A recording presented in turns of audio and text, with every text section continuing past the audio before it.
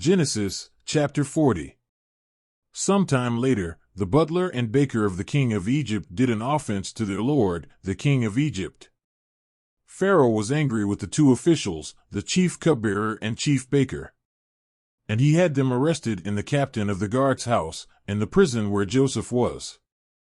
The captain of the guard left them in the care of Joseph, who served them. After some time, the butler and baker of the king of Egypt, who were in prison, dreamed. Each had a dream, both on the same night, and each dream had its own interpretation. When Joseph went to see them the next morning, he noticed that they were downcast. So he asked Pharaoh's officials, who were also imprisoned in his master's house, "Why do you look sad today?" They replied, "We had dreams, but there is no one to interpret them."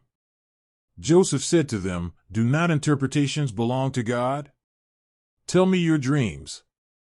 Then the chief cupbearer told Joseph his dream. "In my dream I saw a vine in front of me, with 3 branches. It budded, blossomed, and gave grapes that ripened in clusters. Pharaoh's cup was in my hand. I took the grapes, squeezed them into Pharaoh's cup, and gave them into his hand."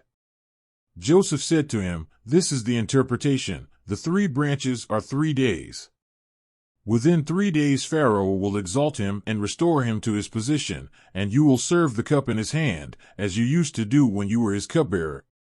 When everything is going well with you, remember me and be kind to me. Tell Pharaoh about me and get me out of this prison. For I was brought by force from the land of the Hebrews, and here too I did nothing to be thrown into this dungeon."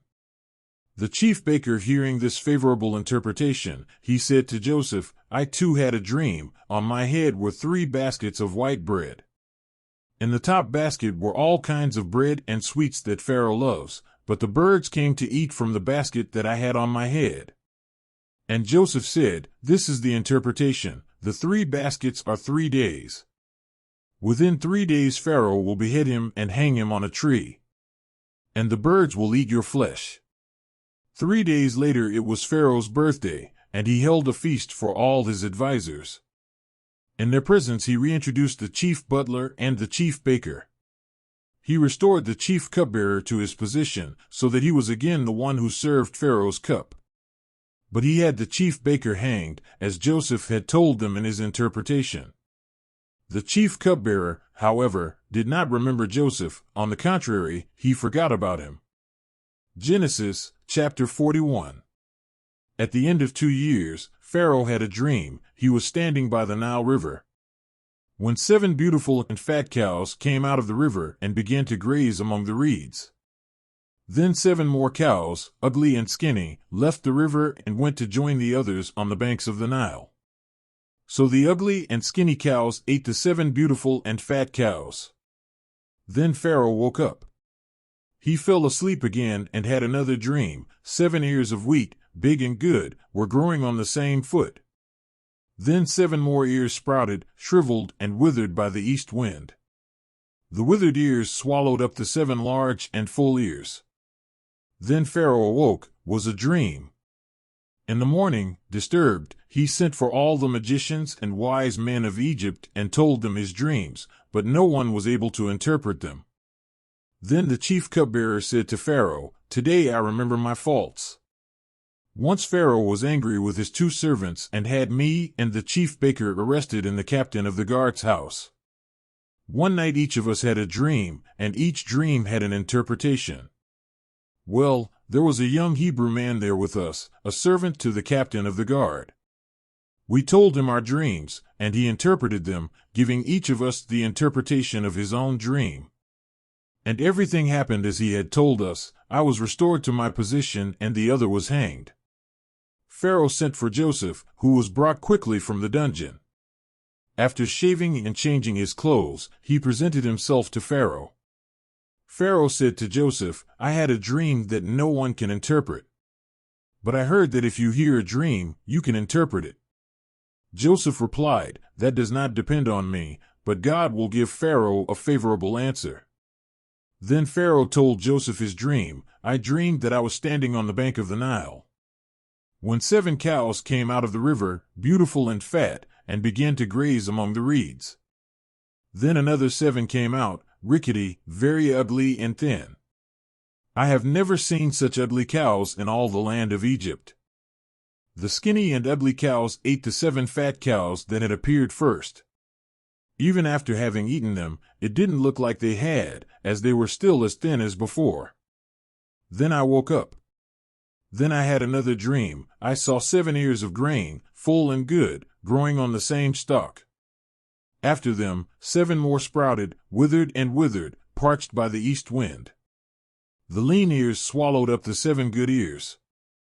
I told this to the magicians, but no one was able to explain it. Pharaoh had only one dream, Joseph told him. God has revealed to Pharaoh what he is about to do. The 7 good cows are 7 years, and the 7 good ears are also 7 years. It is a single dream.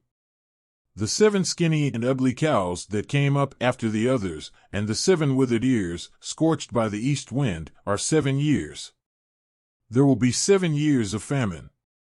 It's just like I told Pharaoh. God has shown Pharaoh what he is going to do.